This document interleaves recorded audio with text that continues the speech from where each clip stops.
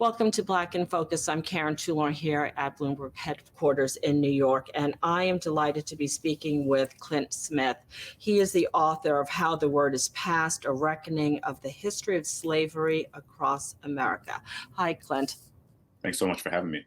The timing of your book is simply astounding. You know, I spent 4 years on this book, and you have no way of knowing what sort of moment it's going to come out in. And so it is certainly, as you said, come out in a moment that in which it is top of mind. These topics are top of mind for many people. But the book began in 2017, in May of 2017, specifically when I was watching the statues of several Confederate monuments come down in my hometown in New Orleans. So I was watching statues of Jefferson Davis, P.G.T. Beauregard, Robert E. Lee taken down. And I was watching these statues come down from my home here in Maryland and thinking about what it meant that I grew up in a majority Black city in which there were more homages to enslavers than there were to enslaved people. What does it mean that to get to school, I had to go down Robert E. Lee Boulevard? To get to the grocery store, I had to go down Jefferson Davis Highway? That my middle school was named after a leader of the Confederacy? That my parents still live on a street named after somebody who owned 150 enslaved people?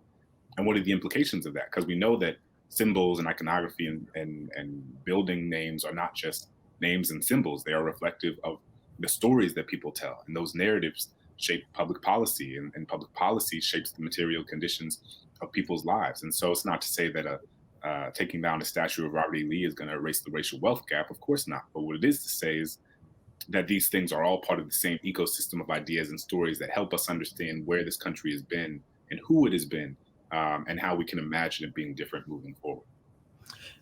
You visit so many locations, Monticello, the Whitney Plantation, Angola Prison, Blandford Cemetery, and then Gorée Island in modern-day Senegal. Did you select these locations? Did they select you? How did you come to choose where you went? Yeah, it was a little bit of both. I mean, I think I wanted to go to a place specifically like Monticello and begin the book in Monticello because I almost wanted to sort of begin the project with our founding, with somebody who was one of our founding fathers. And I think that Jefferson, in many ways, is so emblematic and personifies the sort of contradictions and cognitive dissonance of America, because Jefferson is someone who wrote one of the most important documents in the history of the Western world, and also owned over 600 enslaved people over the course of his lifetime, including 4 of his own children. He wrote in one document that all men are created equal, and wrote in another document that Black people are inferior to whites in both endowments of body and mind. For example, I have a chapter on the Blandford Cemetery, which was one of the largest Confederate cemeteries in the country. The remains of 30,000 Confederate soldiers are buried there. And I did not begin this book thinking that I was going to go to a Confederate cemetery, much less spend the day with members of the Sons of Confederate Veterans there, which is what ended up happening. But I went to a Civil War battlefield, and I thought I was going to write a chapter on Civil War battlefields. And then I was explaining to the tour guide there my project, and he was like, "Oh, you should go up the road to this Confederate cemetery." And then I went, and then I found a flyer for a Sons of Confederate Veterans event.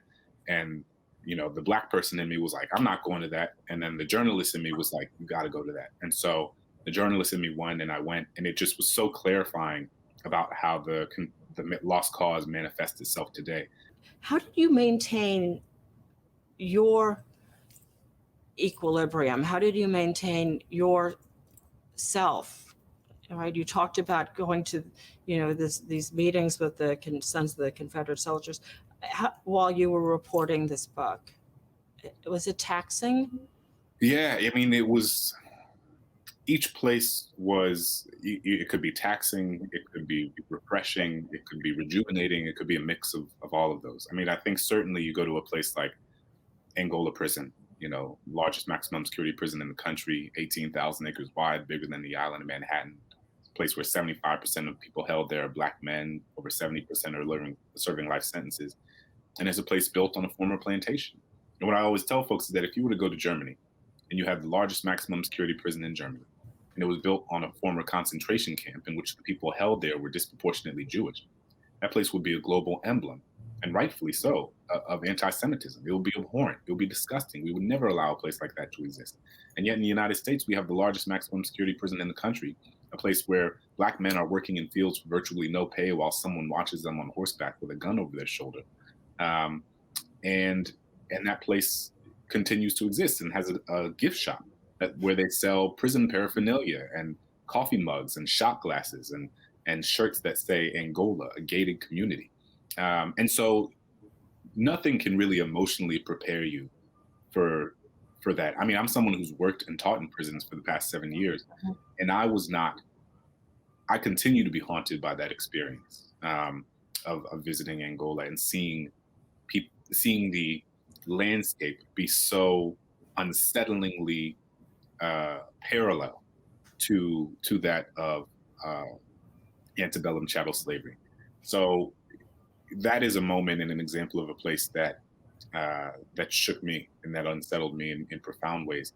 But I think there are other places you go to, like when I went to Galveston, and I spent the day with the descendants and community of people who have been celebrating Juneteenth for generations. You know, in on the island where Juneteenth was founded, where as the story goes, in the residence where General Granger of the Union Army in 1865 announced that hundreds of thousands of Black people in Texas were free and had in fact been free for a long time. And being there and being surrounded by them and having them sing, lift every voice and sing around me. I mean, that sent chills down my spine in the opposite sort of way, right? It is something that was so moving and so remarkable. And so there were a range of experiences that I had.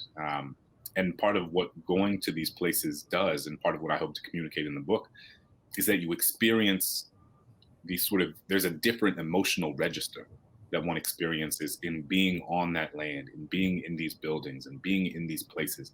You feel it viscerally, like you feel it in your bones, you feel it in your blood, to stand on this land where this history happened. And you not only become cognizant of our physical proximity to this history and how it's etched in the landscape all around us, but also our temporal proximity. Like when I stand in a slave cabin in Whitney Plantation, that is an original slave cabin that enslaved people literally slept in. You are reminded that this story we tell ourselves was a long time ago truly was not that long ago at all. Do you come away feeling more optimistic, less optimistic? Am I being needy? I'm Oh, probably being needy. I feel hopeful. I think that if you just look at the past several years and the way that our discourse and public consciousness around race and racism has evolved, at least in some sectors. Obviously, there's some places in which it feels like it's regressed, but there are many more millions of people now who understand racism as not simply an interpersonal phenomenon, but as a systemic one, as a structural one, as a historical one. To understand that the reason one community looks one way and another community looks another way is not simply because of the people in those communities, but it is because of what has been done to those communities generation after generation after generation. And I think the more that we can develop a collective understanding around that, and the more we can develop a collective understanding of the history that created the contemporary conditions of inequality today, then we'll be able to create interventions that make amends for that history and that repair that harm. And I think we are much farther along than I could have imagined even just a few years ago.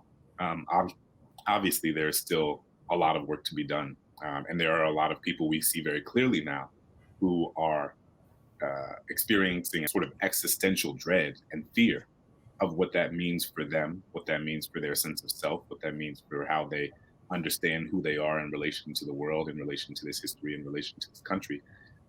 And when you tell the truth about this history, it sometimes can disintegrate their sense of who they believe themselves to be, because who they believe themselves to be was tied to a myth, it was tied to a falsehood, it was tied to a lie, it was tied to something that was never true. So we're moving there, but we've got a lot more work to do. Well, Clint Smith, thank you so much for talking with us today. We're going to have to leave it there. Clint Smith, author of How the Word is Passed. And that's it for this edition of Black in Focus. I'm Karen Toulon for Bloomberg News. Have a good day, everyone.